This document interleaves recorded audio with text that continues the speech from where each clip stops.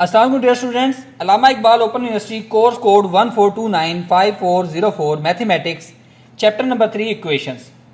Dear students, इससे पहले वाले लेक्चर्स के अंदर हमने इक्वेशंस के हवाले से पढ़ा और उस टॉपिक को पकड़ के हम चले। इसी तरह हमने इनइक्वालिटीज़ को पढ़ा। आज जो हमारा टॉपिक है 3.6.2 वो है सेकेंड डिग्री इनइक्वालिटीज़ कि उनको कैसे सॉल्व किया जाता है। उसके लिए हम एक इक्वेशन को लेकर चलते हैं यहाँ पर, क्योंकि इस जो क्वेश्चन के अंदर ग्राफ थोड़े से बनाने थे, लाइन ग्राफ, इसलिए मैंने इसको पहले थोड़ा सा सॉल्व कर लिया है। अब मैं आपको ब्रीफ कर दूंगा, ब्रीफ करने में ज़रा ताकि आसानी रहेगी हमारे पास। ठीक है, क्या कहता है कि सॉल्व द क्वाड्रेटिक इनइक्वालिटी। देखिए, मैंने आपको बताया था इक्वेशन क्या होती है। इक्वेशन होती है जिसमें बराबरी का निशान हो, ठीक है, बराबर का निशान हो। और इनइक्वालिटी क्या होती है? जिसमें बराबर का निशान ना हो। अब ये जो हमारे पास क्वाड्रेटिक है यानी कि 2 डिग्री इक्वेशन है, x square plus 4x minus 12 is less than equal to 0। हम इसके सोल्यूशन की तरफ जाते हैं कि x square plus 4x minus 12 is less than equal to 0। मैंने आपको बताया था कि हमारे पास फैक्टराइजेशन का एक तरीका होता है। फैक्टराइजेशन के तरीके का हम क्या करते हैं कि इसके हमने पहले तो इन दोनों को आपस में ज़रब दे लेते हैं, इसको और इसको आपस में ज़रब दें। क्या आंसर आता है? साइड पे लिख लें, -12x²। ठीक है, अब आपने ये जो दरमियान वाली रकम है फैक्टराइजेशन के अंदर ये करना होता है, इसके 2 पेयर ऐसे बनाने हैं कि उनको जमा या तफरीक करें तो वो हमारे पास 4x रिप्लाई है, और अगर हम उनको ज़रब दें तो वो हमारे पास -2x², -12x² जवाब है। तो मैंने क्या किया, x² वैसे लिखा, -12 को वैसे लिखा। ये 4x को मैं लिख सकता हूँ 6x - 2x। अब देखें 6x में से अगर 2x निकालें तो 4x आता है, यस आता है। अगर 6x को मैं -2x से ज़रब देता हूँ तो 6 दूनी 12 और x ज़रब x जो है वो हमारे पास x² बन जाता है, यानी कि -12x², वो ही हमारे पास बन गया। अब हमने क्या किया, पहली वाली 2 रकमों के अंदर से इसके अंदर से x कॉमन लिया क्योंकि दोनों में मुश्तरक था। x into x plus 6 bracket बंद की, -2 इंटू इनमें से क्या कॉमन है, -2 कॉमन आया। x ये क्योंकि हमने माइनस कॉमन लिया है इसलिए अंदर वाली अलामत चेंज हो जाएगी, ये माइनस माइनस प्लस हो जाएगी, x प्लस 6। अब इन दोनों रकमों में देखें क्या कॉमन है, x प्लस 6 कॉमन है, वो बाहर आ गया, into x minus 2 is less than equal to 0। ये हमारे पास 2 इसके ऑप्शन आ गए। अब देखिए 2 रकमें जब ज़रब खा रही हैं ना, इसके 2 ऑप्शन आते हैं। एक ऑप्शन हम बना लेते हैं कि फॉर एग्जांपल x प्लस 6 जो है वो ग्रेटर देन 0 है, तो x माइनस 2 हमारे पास क्या होगा, लेस देन 0। ठीक है, यानी कि ज़रब में जब हमारे पास 2 चीज़ें आ रही हैं ना एक के बराबर, तो उनके हमारे पास हमेशा अपोजिट सोल्यूशन आएंगे, क्योंकि एक चीज़ ज़रब खा रही है तो दूसरी से जाकर वो तकसीम हो जाती है ना, तो यानी कि वो कम होगी, दूसरी चीज़ ज़्यादा हो जाएगी। इसलिए हमने x प्लस 6 को हमने लिया ग्रेटर देन इक्वल टू 0, तो x माइनस 2 को क्या, लेस देन इक्वल टू 0। ये आ गई पहली कंडीशन। दूसरी कंडीशन में हमने क्या किया, x plus 6 is less than equal to 0, यानी इसको उलट कर दिया तो इसको भी उलट कर दिया कि x minus 2 is greater than equal to 0। ये इसकी 2 कंडीशन बन गई है। इन्हीं 2 कंडीशन को लेकर हम आगे बढ़ेंगे। केस नंबर 1 बनाते हैं। पहले केस नंबर 1 हमारे पास क्या है कि x प्लस 6 जो है वो ग्रेटर देन इक्वल टू 0 है एंड x माइनस 2 जो है वो लेस देन इक्वल टू 0 है। यहाँ से x की वैल्यू निकालें, ये प्लस 6 है, इधर आकर -6 हो जाएगा, और इसी तरह हमारे पास x greater than equal to, ये -2 था, इधर जाकर +2 हो जाएगा। अब हमारे पास 2 कंडीशन आ गई हैं कि x जो है वो -6 के या तो बराबर है, ठीक है, या -6 से बड़ा है। तो हमने क्या किया, यहाँ पर एक नंबर लाइन खींची, 0 1 2 3 इधर चलती जा रही है, और 0 से आगे -1 2 और ये -6 तक जा रही है। ये हमने पॉइंट लिया कि ये पॉइंट जो है -6 ये भी इसके अंदर शामिल है, और इससे जो बड़े हैं, अब -6 से बड़े कौन से होते हैं, -5 -4 -3, इसी तरह आगे ये चलते जाते हैं सारे नंबर बड़े। तो इसलिए हमने इसका एरो का निशान इस तरफ लगा दिया।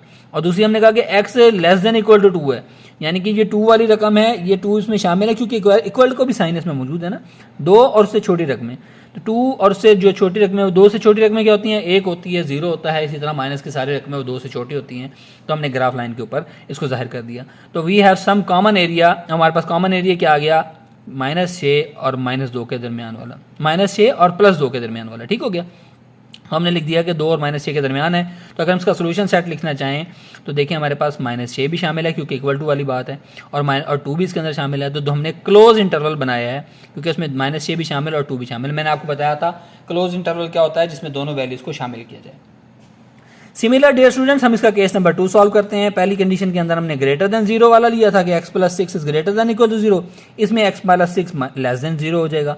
जब x प्लस 6 लेस देन 0 होगा तो x माइनस 2 ऑटोमेटिकली इसका अपोजिट हो जाएगा, ग्रेटर देन 0 हो जाएगा। तो यहाँ से हमारे पास x की क्या वैल्यू आ गई, x इज आ गया less than equal to -6 and x is greater than equal to 2।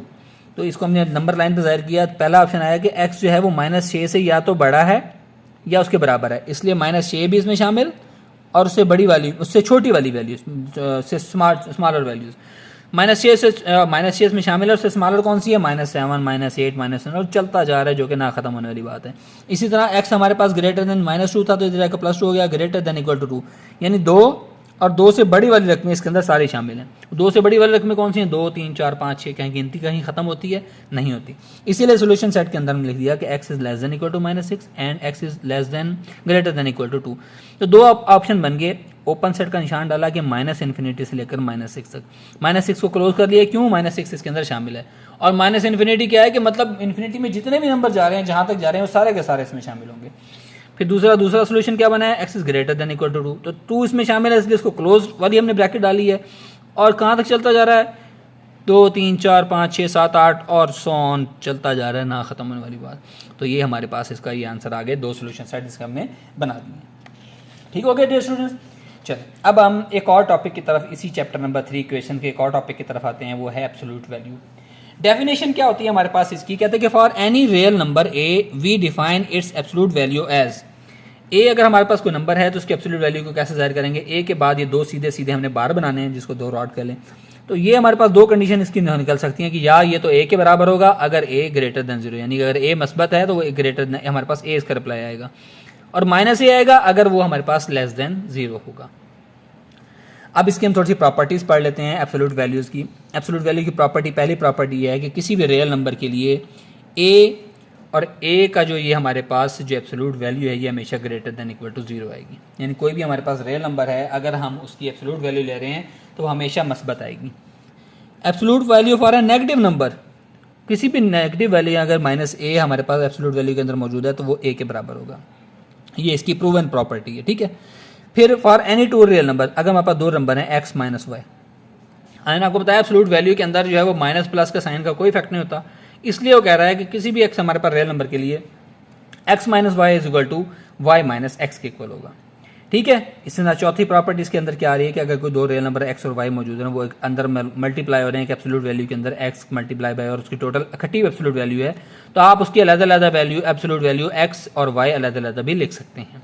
ठीक हो गया डियर स्टूडेंट? चलिए इसके लास्ट हमारे पास जो इसकी प्रॉपर्टी है वो है कि for any 2 real numbers x and y, अगर 2 नंबर हमारे पास एब्सोल्यूट वैल्यू के अंदर तकसीम हो रहे हैं तो आप उनकी अलग-अलग एब्सोल्यूट वैल्यू को तकसीम करके अलग-अलग लिख सकते हैं। तो डियर स्टूडेंट, आज हमने पढ़ा है क्वाड्रेटिक इनइक्वालिटी के बारे में और एब्सोल्यूट वैल्यू के बारे में। आई होप कि आपको ये टॉपिक समझ आएगा। हम इंशाल्लाह नेक्स्ट टॉपिक के साथ हाजिर होंगे। अल्लाह हाफिज़।